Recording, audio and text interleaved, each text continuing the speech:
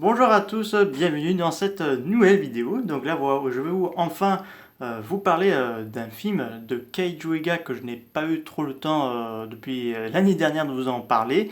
Donc il s'agit de Guy Lalac, donc connu sous le titre sous-titre français parce que ce film est sorti chez nous en France sur le titre Itoka, le monstre des galaxies.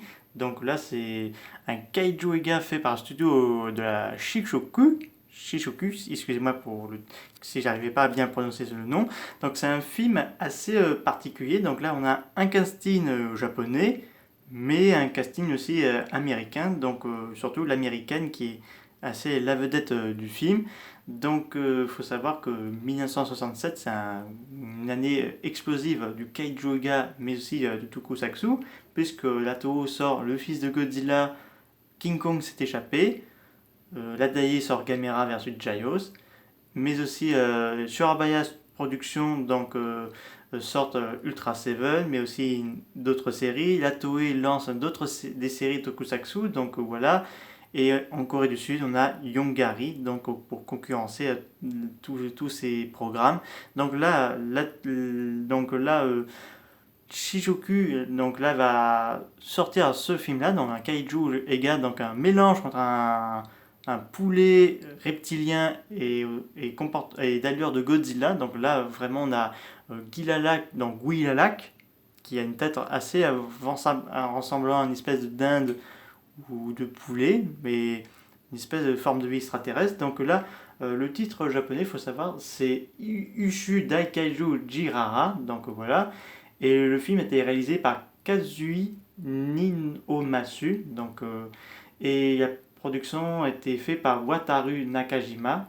Et la musique est composée par Taku Izumi. Donc la musique, je n'ai jamais écouté la BO de ce film, parce que je pense qu'elle n'existe pas trop sur YouTube. Et surtout que c'est un film qui oublie de l'histoire, parce que chez nous on a très peu de souvenirs, et les Américains et les Japonais, oui, mais donc voilà. Et alors je vais vous expliquer un peu l'eptiomcie de l'histoire. Donc on a une expédition cosmonaute qui se rend sur Mars. Donc voilà, donc il faut savoir que la partie de l'espace est assez le plus longue, voire même assez narnar, parce que si vous voulez, il se dirige vers une base, donc une base assez moderne, avec un salon, salle de bain, etc. Il peut faire des activités et tout. Donc à un moment donné, ça devient un peu long. J'ai pas vu le film, mais j'ai vu la vidéo de ce film chez Tokuscope. Donc allez visiter cette chaîne YouTube pour ceux qui ne connaissent pas, parce que ça vaut vraiment le coup et qu'on apprend plein de choses. Donc je les remercie. Et donc là, pour enquêter de mystérieuses ovnis, donc là, bien sûr, on est en recherche d'étranges de vie extraterrestres, donc des ovnis qui rôdent sur la planète Mars. Attaqués par un ovni, ils découvrent un étrange sport qui ramène sur Terre. Donc il ramène quelque chose de mystérieux qui pourrait coûter la vie aux habitants de la planète, excusez-moi, que de manger mes mots. La spore se transforme alors en un monstre géant qui commence à tout détruire sur son passage. Donc Guy Lalac qui se réveille, qui dévaste une bonne partie du Japon et tout. Alors là, comme je vous ai dit, j'ai jamais vu ce film-là, parce que pour avoir le DVD de ce film, ça coûte un peu la peau des fesses, excusez-moi, parce qu'il y en a un qui coûte à 3 chiffres. Donc quand même, c'est à se ruiner. Alors le film est sorti aux US sur le titre Guy Lalac et parce qu'il faut savoir que le nom de Guy Lalac, pour sa sortie aux US, il est surnommé le Spatial Chicken, donc le poulet de l'espace. Donc, comme je vous ai dit, il a d'allure de poulet radioactif. Donc, voilà. Donc, c'est ça le petit problème de côté de ce film. Est-ce qu'ils n'auraient pas dû de, de bien faire le costume? Enfin, moi, ça ne me dérange pas de ce personnage parce qu'il est quand même côté méchant et tout ça. J'aurais plus vu Guy Lalac dans une série d'Ultraman ou un crossover avec Godzilla ou Gamera, quelque chose comme ça. Mais là, c'est un personnage qui peut être trop sous-estimé.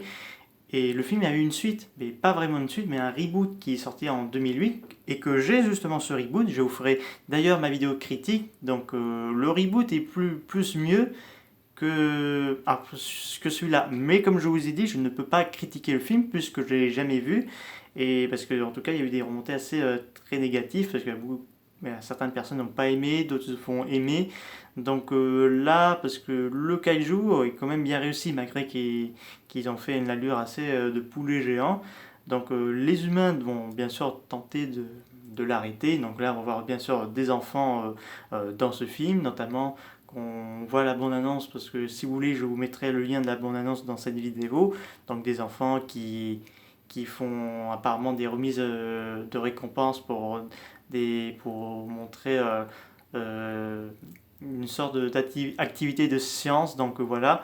Et là, justement, dans ce livre, ils en parlent de ce kaiju, donc Gilalak. Donc je vais vous montrer quelques illustrations. Donc là, c'était l'affiche française qui est sortie chez nous.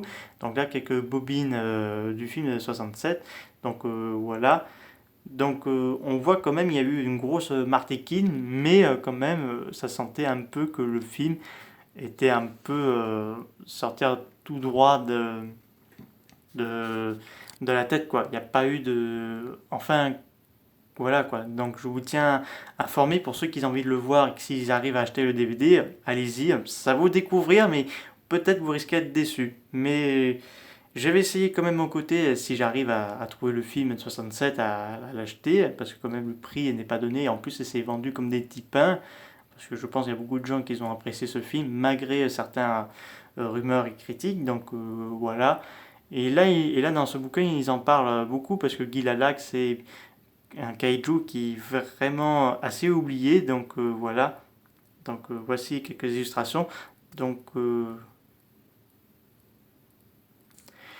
Et donc voilà, si vous voulez vraiment acheter ce kaiju là, enfin ce DVD, si vous y arrivez, eh ben, regardez-le et dites-moi de ça dans les commentaires, qu'est-ce que vous pensez. Donc je vous dis à très bientôt, au revoir.